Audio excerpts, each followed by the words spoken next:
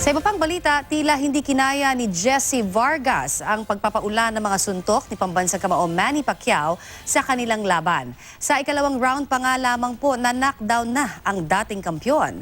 Balitang hatid ni Mariz Umali.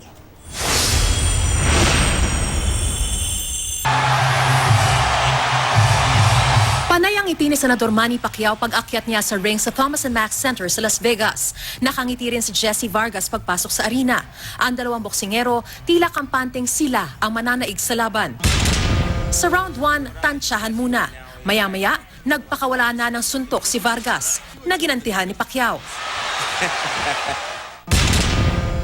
Round 2, agresibo si Vargas pero ayaw patalo ng pambansang kamao. Huling minuto ng round, sapul ng kaliwa ni Pacquiao ang the pride of Las Vegas. Knockdown si Vargas.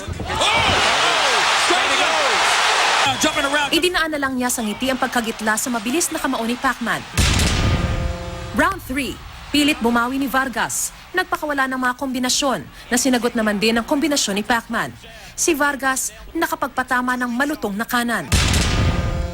Round 4, tinamaan si Vargas ng kombinasyon ni Pacquiao pero ayaw patalo ni Vargas.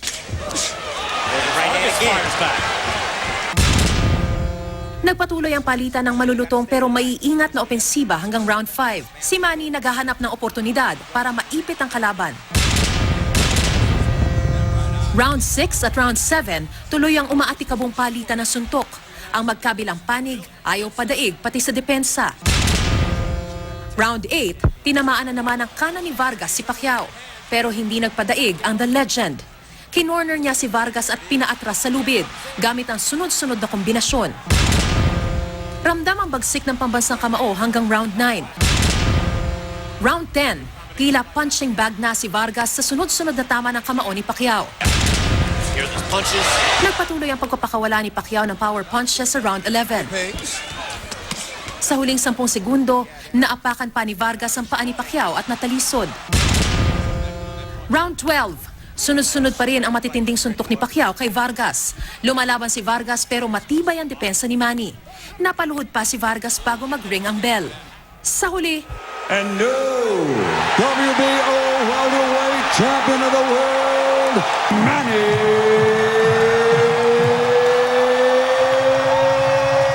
Pacquiao! naagaw ni Manny ang WBO welterweight belt. Ang score, 114-113, 118-109, at 118-109. Lahat pabor kay Pacman. Mariz Umali, GMA News.